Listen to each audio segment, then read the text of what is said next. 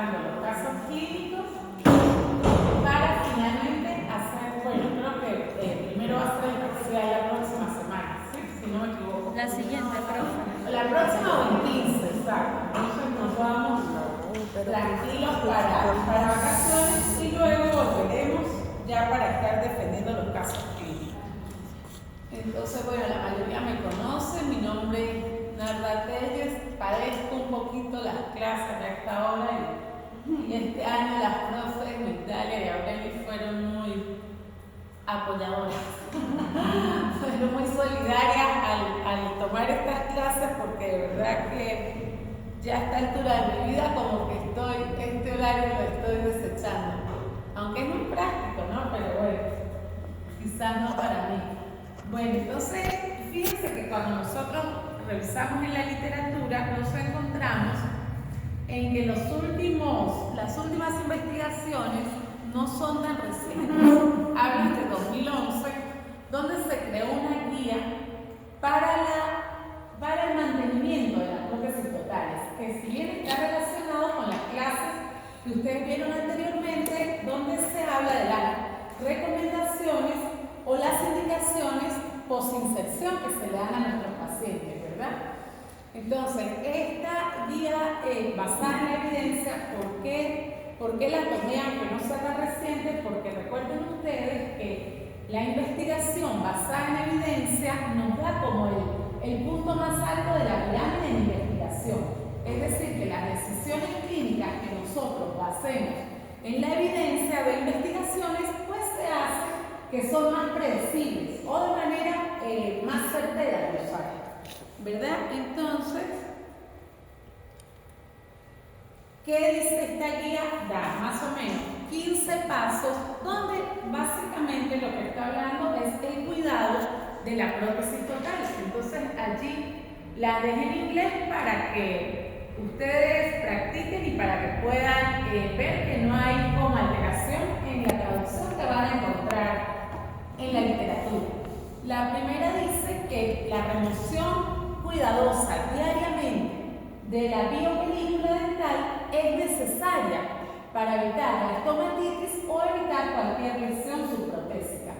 Esto lo tienen que tener en cuenta, muchachos, porque estas recomendaciones se las vamos a estar dando al paciente, ¿verdad? Pero estamos pensando que ya es cuando él está asistiendo a citas de mantenimiento. Es decir, que no lo estamos viendo como quizás lo estaríamos viendo actualmente, que muchos han dado de alta, pero los que todavía no terminan están haciendo ajustes y a veces lo ven 2 veces por semana o lo ven semanalmente mientras terminamos esos ajustes por inserción, ¿cierto? Sin embargo, ustedes después, cuando le colocan las citas de mantenimiento, cuando le indican al paciente cuándo asistir, pues se van a dar cuenta que muchas veces hay biopelícula en la base de la prótesis. Por eso la guía de pasos, porque esto viene siendo como esas indicaciones post-inserción que le damos al inicio al paciente, pero ya cuando se las vamos a dar en citas de mantenimiento. Entonces fíjense que la primera, como les comentaba, dice el cuidado, ¿verdad?, de remover esa biopelícula diariamente. La segunda habla de reducir los niveles de la biopelícula de bacterias y hongos potencialmente dañinos, ¿verdad? Y para eso, ¿qué recomienda la guía basada en la evidencia? Recomienda que las dentaduras deben ser limpiadas diariamente con un cepillado y con un jabón que sea efectivo y que no sea abrasivo. Si ustedes recuerdan la clase donde les hablaron de inserciones y les hablaron de las recomendaciones o de las indicaciones post-inserción, ustedes se dan cuenta que el paciente debe tener claro que debe tener un tipo de materiales, de implementos para la higiene de la prótesis y un tipo de materiales y de implementos para la higiene de la cavidad bucal. ¿Es cierto o me equivoco? Es cierto.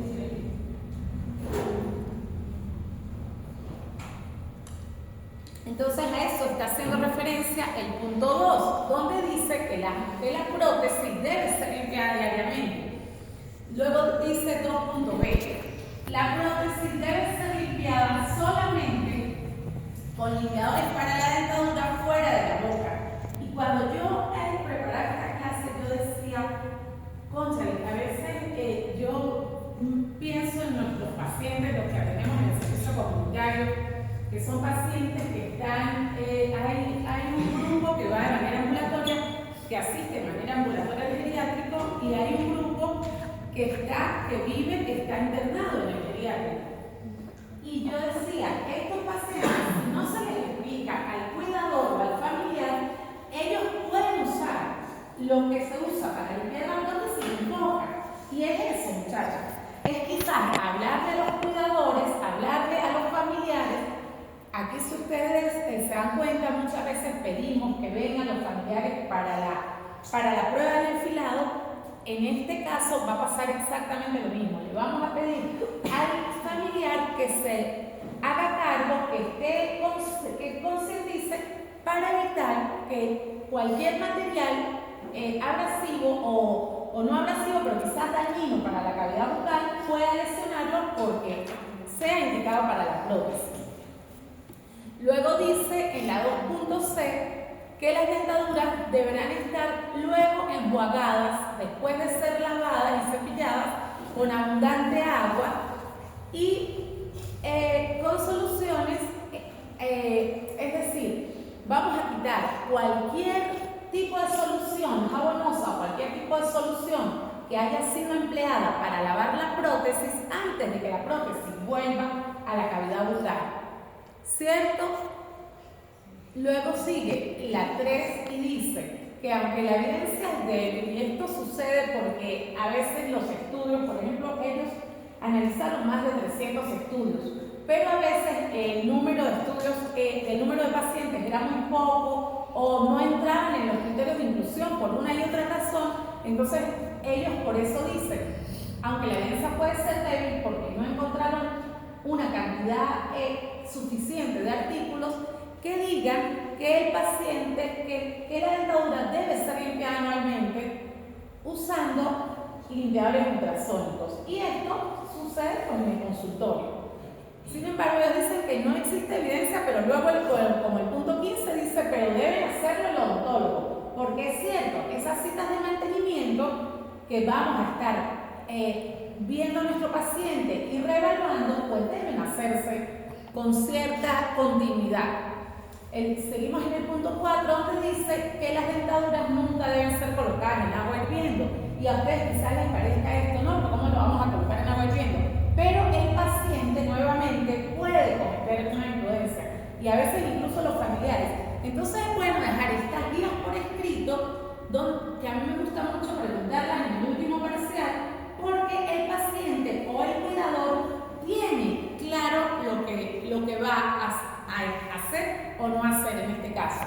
El número 5 dice que las dentaduras no deben ser lavadas con hipoclorito de sodio, con agentes tipo blanqueador o cloro, o productos que contengan hipoclorito de sodio por periodos que excedan los 10 minutos.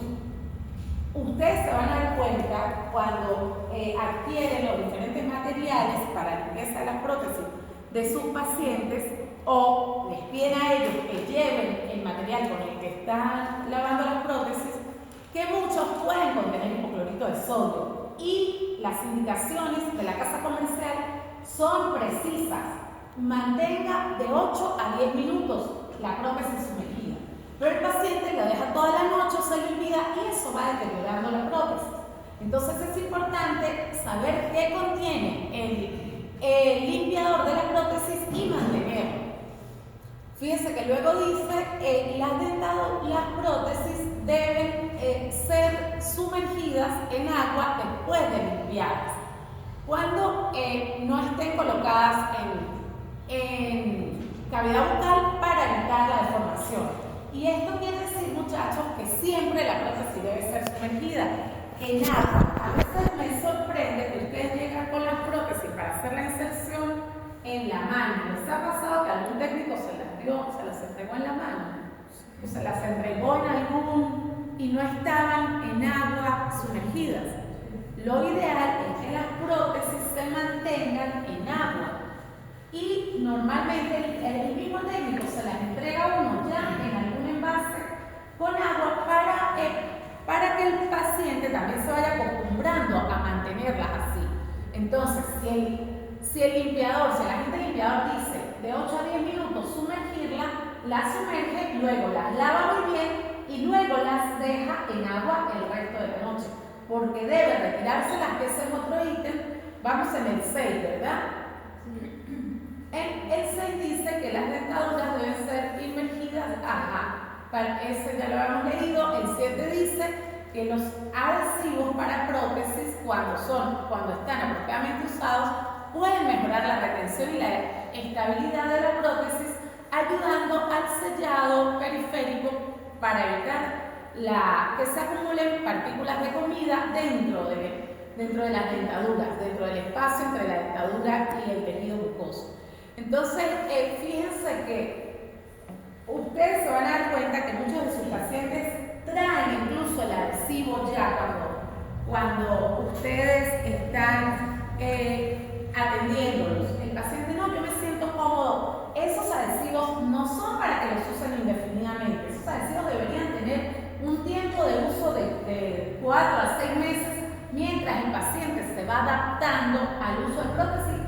Son muy útiles en pacientes en éntulos primitivos, pero no quiere decir que los tienen que usar de por vida mientras tenga la prótesis. No es necesario.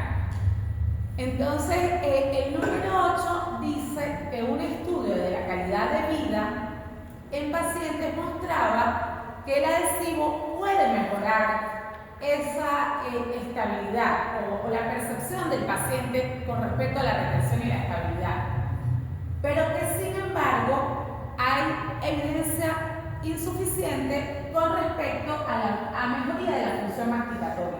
Entonces, si el paciente se siente cómodo, muchas veces porque va a compartir con la familia, porque va a una fiesta, porque se va a reír, porque él siente que eso le va a dar una mejor comodidad, es perfectamente viable que use ese material, ¿verdad? Ya habíamos terminado esto, ¿verdad? O nos faltaba... El 9 dice que los efectos de los adhesivos en los tejidos orales, cuando se usan por periodos mayores a 6 meses,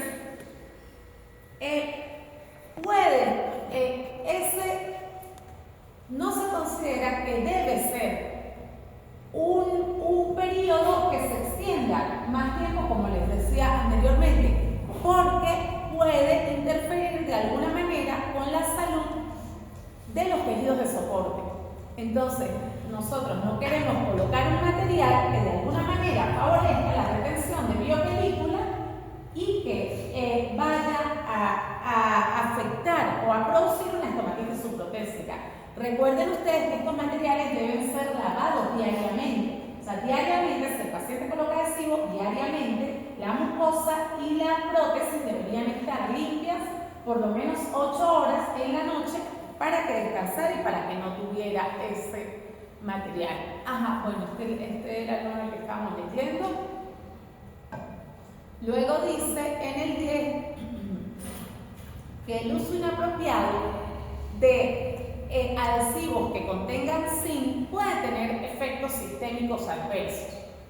Entonces, esto también es un punto que ustedes deben tener cuidado y deben prever cuando analizan los adhesivos que le están dando a sus pacientes o que están colocando sobre la prótesis del paciente. Luego dice el 11 que la dentadura, que el adhesivo para la prótesis debería ser usado solamente en una cantidad suficiente, y ellos hablan de 3 a 4 del tamaño como de una lenteja. Ese sería el tamaño que vamos a usar, porque ustedes también pueden ver que algunos de los adhesivos de las casas comerciales, no sé si se han dado cuenta que tienen como una línea en toda la superficie de la prótesis. ¿Se han visto algún adhesivo, alguna cajita comercial de algún material? Y los que han trabajado conmigo, que me han pedido adhesivos, se han dado cuenta que yo coloco solamente un pedacito muy pequeño, como de alrededor de 3 a 5 milímetros, en 3 porciones de la prótesis. Es decir, no es que van a rellenar la base de la prótesis de adhesivo. Eso es lo que les quiero decir. Entonces, eso debería ser suficiente. Sin embargo, tratamos de evitar adhesivos que contengan zinc. Luego dice que los adhesivos deberían ser completamente removidos de la prótesis y de la cavidad diariamente. Hablamos también que el aumento del adhesivo, si el paciente les está manifestando que necesita colocar grandes cantidades de adhesivo, entonces deberían evaluar la base, a ver qué efecto está teniendo, porque en ese caso está faltando retención o hay algún factor de funcionalismo prostésico que no está yendo bien y por eso el paciente necesita aumentar esas cantidades de adhesivo. Pero eso no debería ser, como les comentaba en el punto anterior, debería ser una cantidad mínima de adhesivo.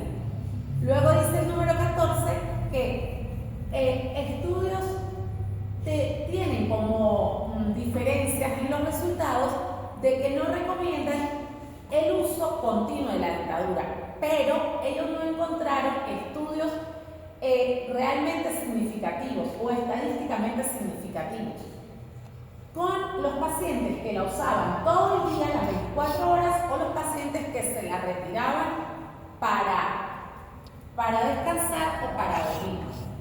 Esto en un esfuerzo de reducir o minimizar la estomatitis subprotésica. Pero ¿ustedes qué creen con lo que han analizado y con los otros estudios que han visto, con el resto de las clases que han podido tener? ¿Qué creen ustedes que el paciente debe hacer con la prótesis en la noche? Retirársela. Pero es lógico. O sea, y nosotros siempre comparamos, yo le digo a los pacientes, o siempre comparo, pero usted no duerme con zapatos puestos. O sea, es un objeto que no es natural en la boca y que por supuesto debe dejar descansar la mucosa. Pero hay muchos pacientes, y ustedes se deben haber dado cuenta con sus pacientes, que les piden que no se quieren hacer el retiro de la prótesis en la noche. Y el último, I15 dice que los pacientes que usen dentaduras deberán ser chequeados anualmente por el odontólogo o el protesista para el mantenimiento óptimo de la dentadura en cuanto se refiere a adaptación y función, para evaluar lesiones orales y la pérdida de hueso para poder mantener un estado de salud. Entonces fíjense que la guía no es un cambio muy diferente con respecto a las indicaciones que le dimos al paciente post-inserción. Sin embargo, son las que ustedes pueden manejar a través de las consultas que le hagan. Aquí estamos realizando con la profe Marley un escaneo en un paciente. El paciente realmente no es déndulo total, es un paciente dental. Pero mientras yo aprovechaba de hacer la clase, lo que pude leer, lo más actual, es que el mantenimiento de las prótesis totales se enfoca actualmente a la comodidad, durabilidad y adaptación de cada caso individual. El escaneo 3D y la impresión 3D han mejorado la precisión y personalización de las prótesis, reduciendo el tiempo de fabricación y mejorando la calidad. Además, se están utilizando materiales biocompatibles y duraderos. Entonces, ¿qué les quiero decir con esto? Nosotros en clínica ya firmaron toda la asistencia. ¿Dónde está la lista? La lista muy adueñada. Por favor, firmen todo para al final hacer una pequeña evaluación, pero obvio con los que están. Entonces, ¿qué les quiero decir con esto que estamos comentando aquí con la profe Mari?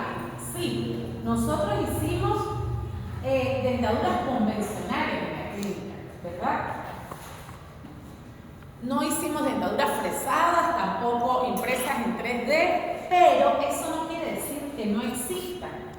Nosotros quizás nos vamos con una buena base para después poder, y el técnico con el que trabajamos, el técnico me dice, doctora, el odontólogo él me hablaba de un odontólogo que le mandó un escaneo muy mal realizado, y él me decía, doctora, y yo se lo comentaba a mis alumnos, el odontólogo que toma buenas impresiones con materiales de impresión, toma buenas impresiones con el escáner, hace buenos escaneos intraorales.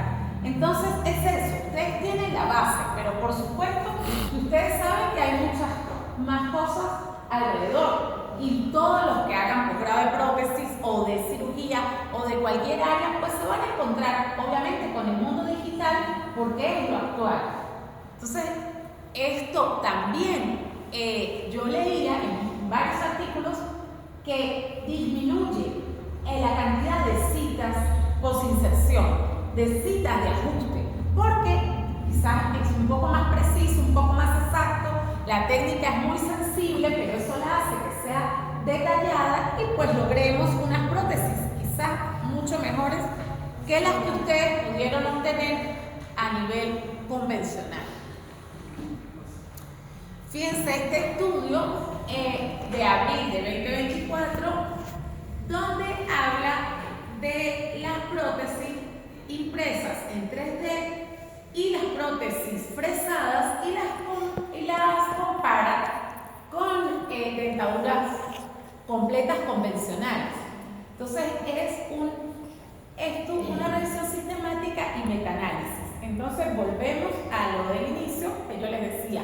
Estos estudios, y ustedes lo saben porque están viendo investigación y ya muchos tienen adelantado su proyecto de investigación, que tanto las guías basadas en evidencia, los estudios basados en evidencia clínica, como las revisiones sistemáticas y los metaanálisis nos dan los niveles más altos en investigación, porque compilan una cantidad de estudios con criterios de inclusión y exclusión y con diferentes formulaciones para poder determinar los cuales fueron hechos con rigurosidad a nivel de investigación y que son capaces de ser aprobados. Entonces fíjense que este fue un estudio, ellos tomaron casi 1000 estudios, sin embargo solo sirvieron como 16, porque es lo que les digo, a veces hay mucha variabilidad en los estudios,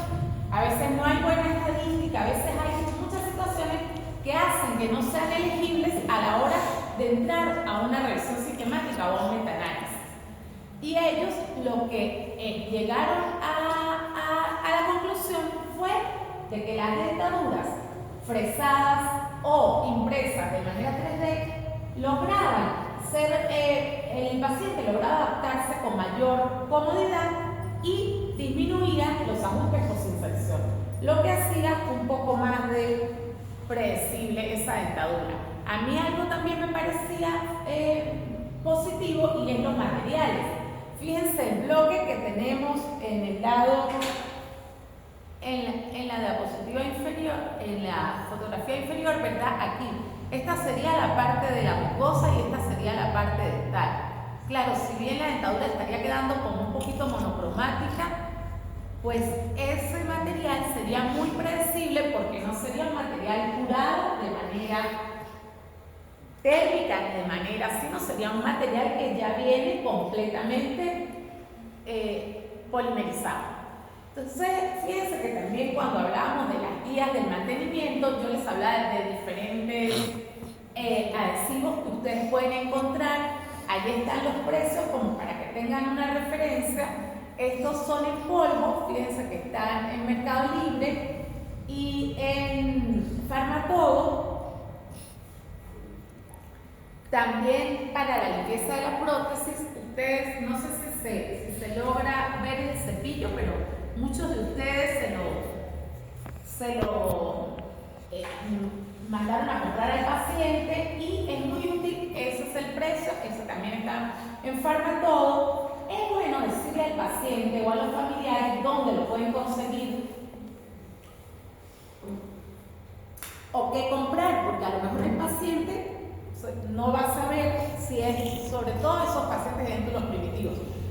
estas tabletas efervescentes que son parecidas a las tabletas Corega que llegaban muy comúnmente a nuestro país, pero después se dejaron de ver, si se consiguen en Colombia, que sería quizás lo más cercano.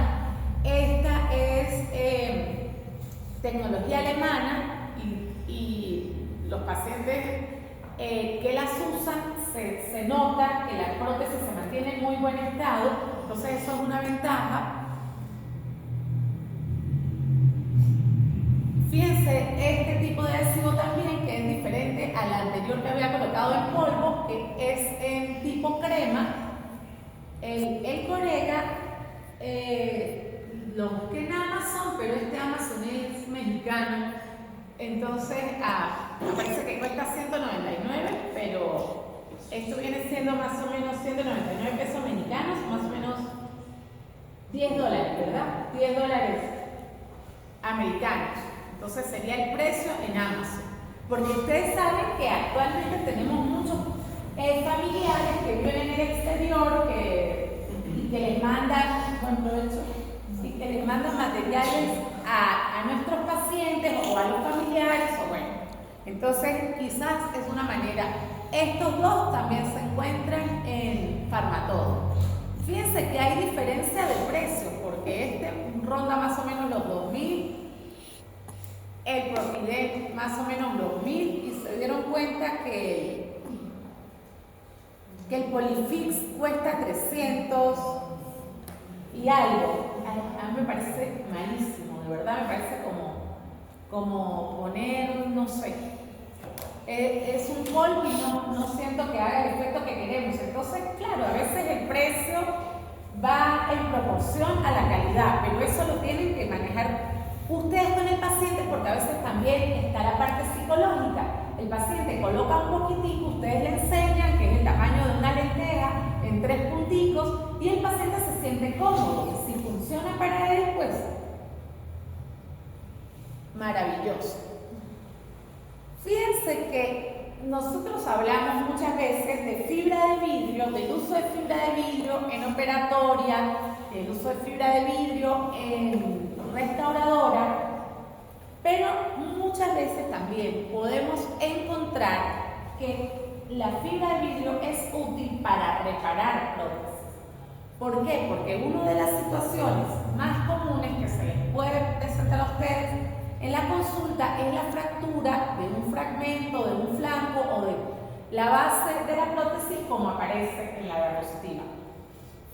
En esos casos, la literatura dice que se pueden fijar los cabos si la fractura es lineal, si la fractura es, digamos, que no fue con minuta, que no dejó porciones perdidas. Y de alguna manera se puede reparar para no dejar al paciente sin prótesis mientras elaboramos la nueva. Por eso también hablábamos en la elaboración de las prótesis del empleo de acrílicos de alto impacto, porque es común que yo, por lo menos, soy re maniqueta, que todo se me cae de las manos. El paciente adulto mayor que puede tener caída de su prótesis, de su propia altura o de cualquier sitio, muchas veces la prótesis puede presentar fractura. Entonces es necesario que manejemos materiales de buena calidad. Fíjense que también ocurre que tengamos que repararla porque haya perdido un diente, como se puede ver en esta fotografía de la izquierda, y ustedes, a lo mejor a muchos les pasó antes de elaborar la prótesis definitiva. Esto realmente es cada vez menos común porque los dientes que usamos son de acrílico. Anteriormente los dientes que se usaban, incluso dientes de porcelana, que no tenían una buena adhesión a la base acrílica. Pero estos dientes ya son cada vez menos usados, la adhesión que se presenta es bastante predecible, sin embargo, no quiere decir que no pueda pasar y que ustedes no puedan hacer la reparación en el consultorio. Igualmente estas fotografías, el técnico lo que está haciendo es quitar un poco del material de la fractura para luego proceder a tomar una impresión y a volver a adaptar la base de esa prótesis. que, como les digo, generalmente queda ya de manera provisional. También nosotros podemos encontrar que el paciente, cuando viene a la cita de mantenimiento protésico, no presenta buena adaptación, no presenta buena retención y estabilidad en la prótesis. Recuerden ustedes que los factores del funcionalismo protésico en prótesis totales convencionales van muy unidos. Entonces podemos hacer el uso de rebasado directo o de rebasado indirecto. El empleo del rebasado directo va a ser, como lo está diciendo el nombre, directamente en el consultorio. Va a tener algunas ventajas sobre el indirecto, donde volvemos a tomar una impresión. Fíjense que está la impresión tomada sobre la base de la prótesis, es decir, que la base de la prótesis la vamos a usar como la cubeta, ¿verdad? Y aquí ya se estaba haciendo el encajonado para proceder se está colocando la cera de utilidad para proteger el borde y luego colocar la cera rosada para proceder al encajonado y al vaciado del modelo. En cualquiera de los dos casos, el rebasado lo que busca es sustituir esa base original de la prótesis total por una base nueva que esté con parámetros ideales de factores de funcionalismo protésico como retención y estabilidad. Ustedes se están dando cuenta que la oclusión del paciente está bien, que todo lo que la dirección vertical está bien, igual la oclusión céntrica, igual la máxima intercuspida, o sea, el paciente funciona bien. Sin embargo, puede haber reabsorción ósea porque es normal con el paso del tiempo y el paciente puede requerir un rebasado. Fíjense que en algún momento, también en una de las clases anteriores, ustedes hablaron de acondicionadores de tejido. Muchas veces, si vamos a hacer el recambio de la prótesis, porque ya por el tiempo lo amerita, lo que hacemos es hacer un rebasado con materiales blandos para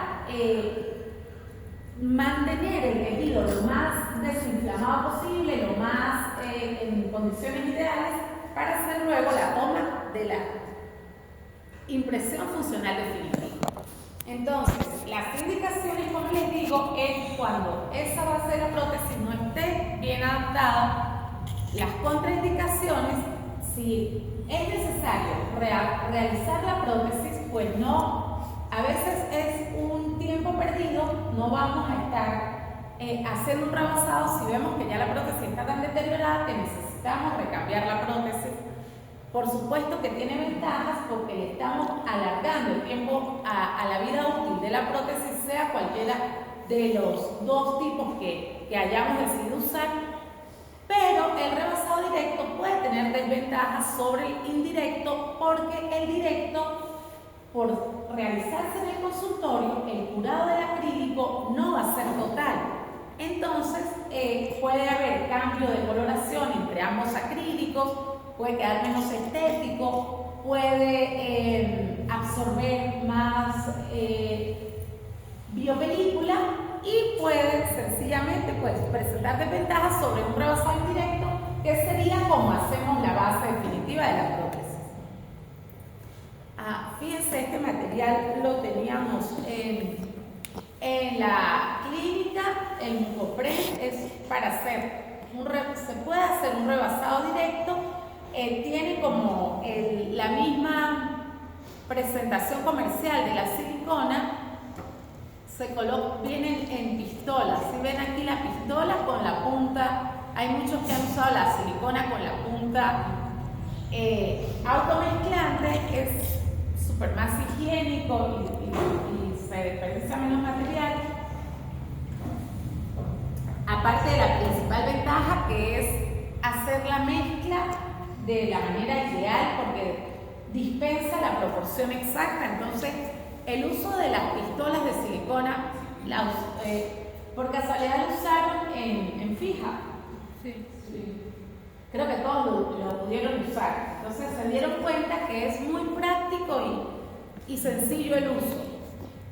Este material viene de esa manera y se puede realizar, como les digo, de manera directa o indirecta.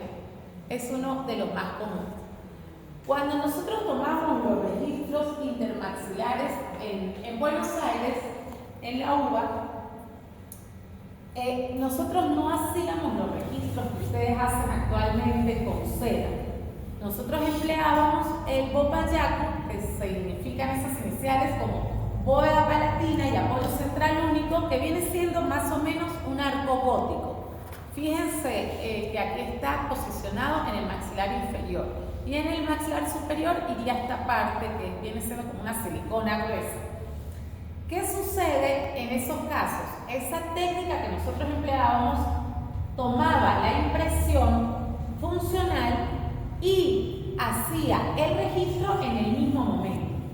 Entonces, ustedes se van a dar cuenta cuando hagan posgrados que van a ver muchas técnicas de impresión y muchas técnicas de registro más de las que vimos aquí o de las que les dimos en teoría.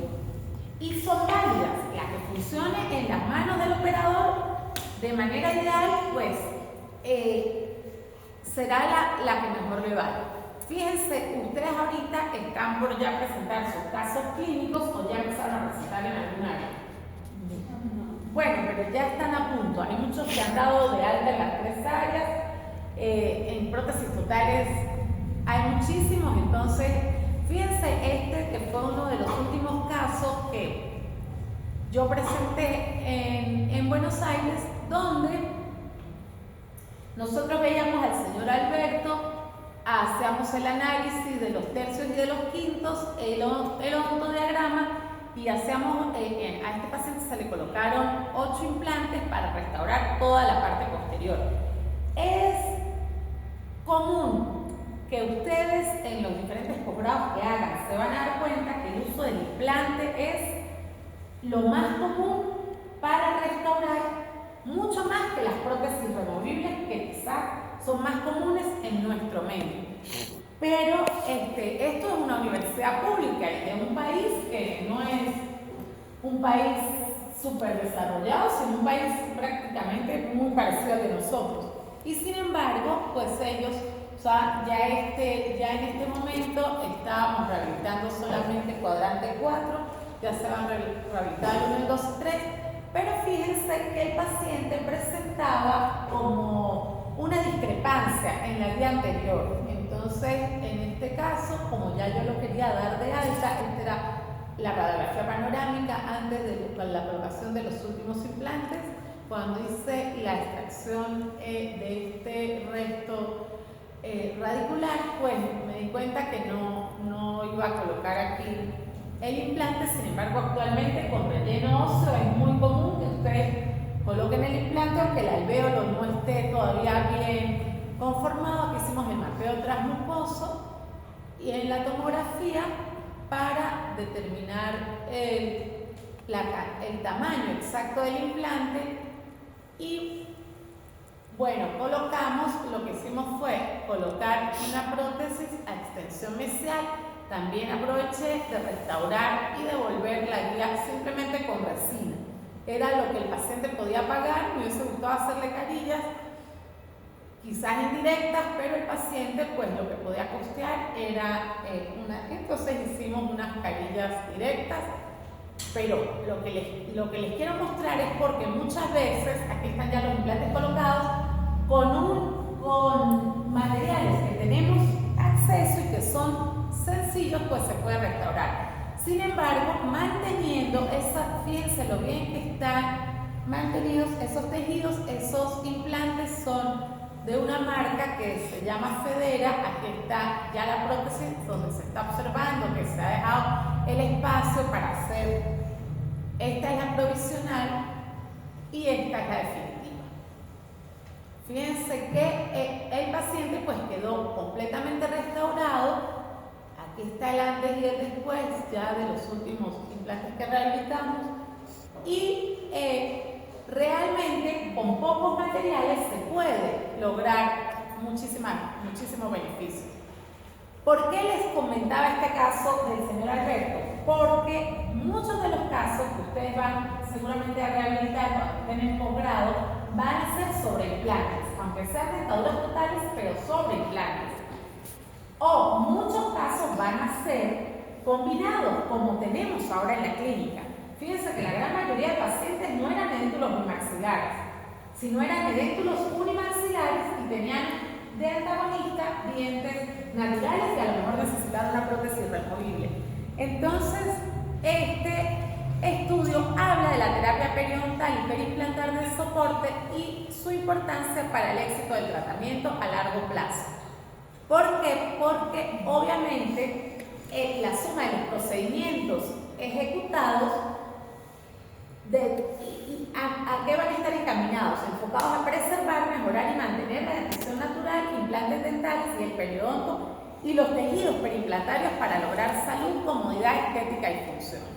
Entonces, fíjense, un paciente que ha sido tratado donde quizás tiene un periodonto, ¿cómo sería el diagnóstico aquí? Más o menos por encima. Un periodonto reducido, pero en estado de salud, aparentemente, ¿verdad? No tenemos una sonda, pero por el color y la forma podemos decir. Entonces, por supuesto que cuando nosotros hacemos las citas de mantenimiento, podemos actualizar la historia clínica o debemos actualizar la historia clínica, hacer una revisión radiográfica y evaluar esos tejidos duros y blandos.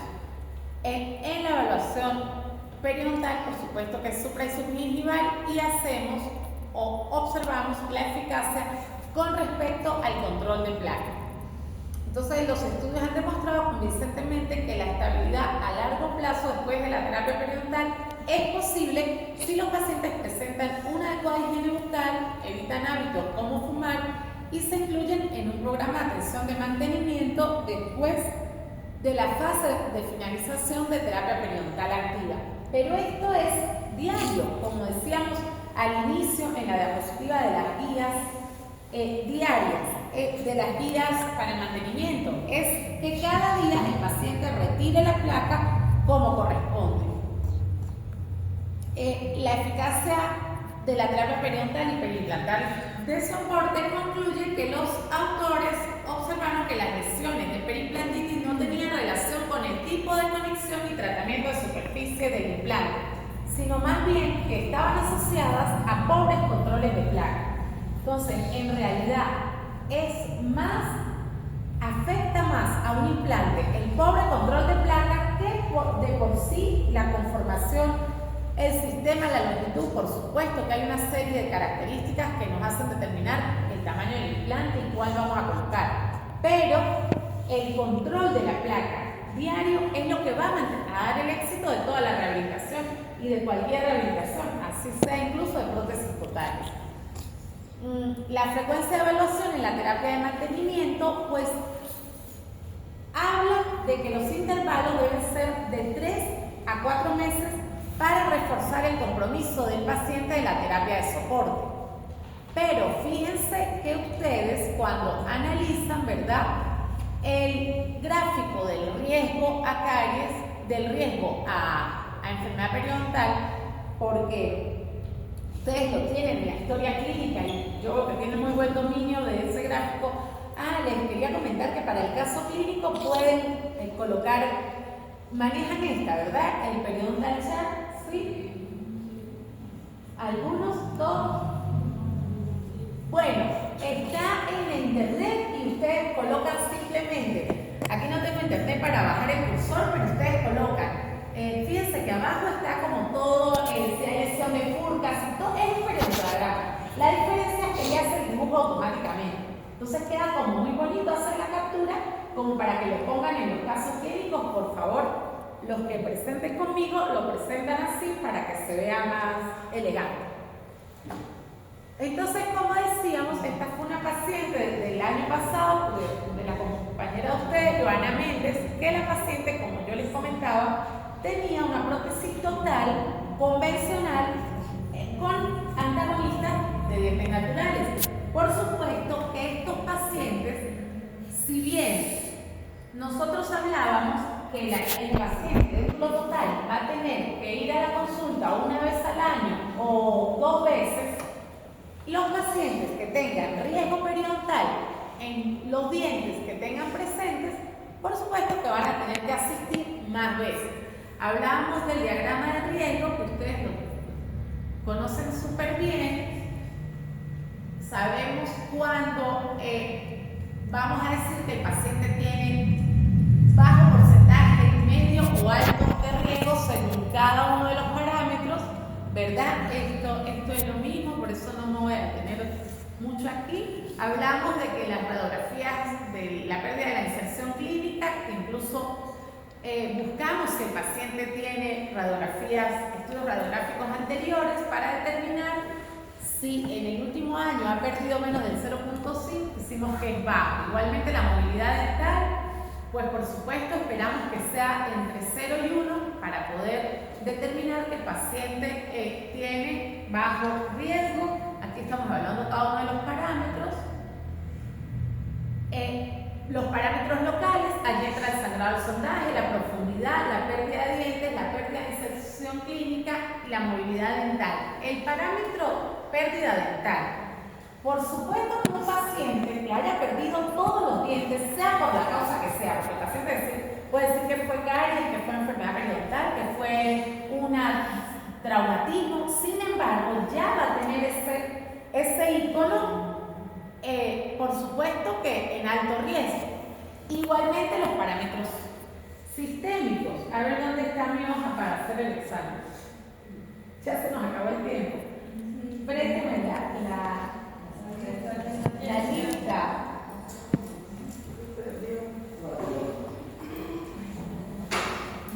No se vaya a caer, por favor.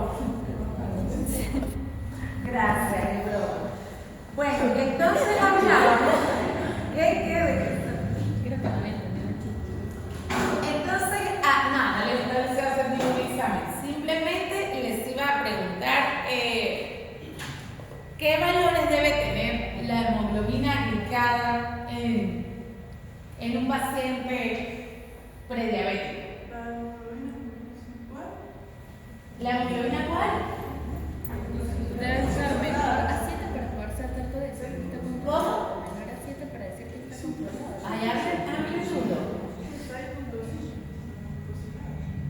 Ajá, eso glucosilada es ya un término antiguo. Es glicada. Bueno, eso lo pueden revisar en Google ustedes, o con un cardiólogo, o con un endocrino. Ajá. Es glicada y cuando lo chequen se van a dar cuenta por qué. Pero es necesario que conozcan los parámetros, porque si usted, ¿de cuánto es los valores? O sea, los valores de laboratorio ustedes lo tienen que manejar como el teléfono de novio. Básicamente es eso, es tener el dominio de decir, de explicarle al paciente, mire, usted se encuentra en este momento, puede ser prediabético, porque todos estos parámetros sistémicos también van a intervenir en determinar la evaluación del riesgo periodontal. La literatura dice que presencia de una de estas condiciones determina que el sujeto se encuentra en un riesgo elevado, mientras que la ausencia implica un riesgo bajo. Las condiciones sistémicas o genéticas, recuerden ustedes que van ahorita de manera bidireccional, es decir, que tanto la biopelícula afecta y puede afectar toda la condición sistémica del paciente, como la condición sistémica del paciente puede dar también manifestaciones a nivel bucal. El tabaquismo viene siendo, y aquí en tabaquismo entra el vapor, todo lo que es cigarrillo electrónico, inhalado de colores, de sabores, todo eso viene siendo igualmente perjudicial, porque a veces los pacientes no saben, no tienen duda de que eso les ayude y que no sea dañino.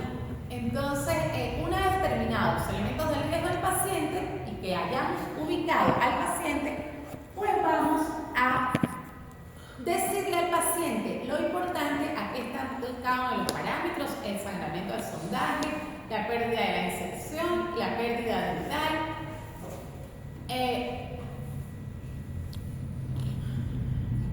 factores sistémicos del medio ambiente, y lo que queremos es determinar las consultas del paciente, que vamos a mostrarle también. Es muy útil enseñarle al paciente de manera gráfica: mire, usted se ubica en este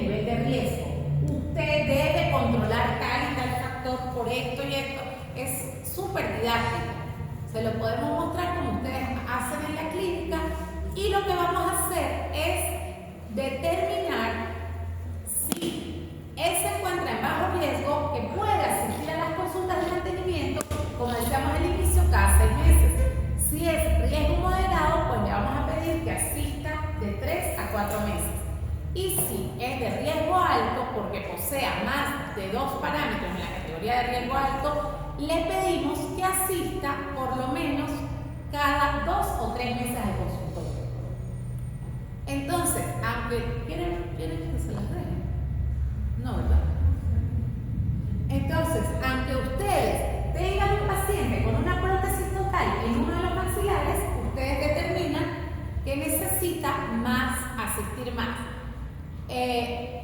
Esto es un poco más de lo mismo que el riesgo individual de cada diente, porque se determina igualmente el riesgo de la localización, y creo que aquí terminamos. El protocolo de Sanz y Bascones para las citas de mantenimiento es que uno haga en 10 a 15 minutos, deje para reevaluar y diagnosticar, como reexaminar al paciente, luego 30 o 40 minutos sean en motivación, reinstrucción e instrumentación. Y el tratamiento de las localizaciones afectadas, o sea que sería más o menos 1 hora de tratamiento con ese paciente. Por supuesto que podemos ayudarnos con pulidos, fluoraciones y planificación de la próxima cita para volver a ver al paciente. En esas citas de mantenimiento, pues, hablamos de lo que hacemos, actualizar la historia, vamos a volver a hacer un examen intraoral, vamos a reevaluar todos esos parámetros periodontales que nos hicieron determinar dónde estaba ubicado el paciente. Porque muchas veces el paciente también puede disminuir el riesgo, es viable. Pero esto si todo está funcionando acorde. Rossini en 2019 explica que el protocolo para el mantenimiento periimplantar consiste en instrucciones de higiene oral, eliminación de biopelículas, va siendo muy similar al diente natural. La ventaja del implante es que no le salen granos, pero es muy sensible a la enfermedad periodontal. El implante tampoco es que va a aguantar cualquier cantidad. Fíjense que ellos hablan, Mariano, Sanz y Rossini colaboradores, hablan que la profundidad de sondaje mayor a 3 milímetros sin placa o sangrado de sondaje no necesita terapia. Pero lo más común en encontrar en implantes dentales es una profundidad de sondaje de 5 milímetros. Entonces no es que vamos a encontrar como en el diente natural 3 milímetros.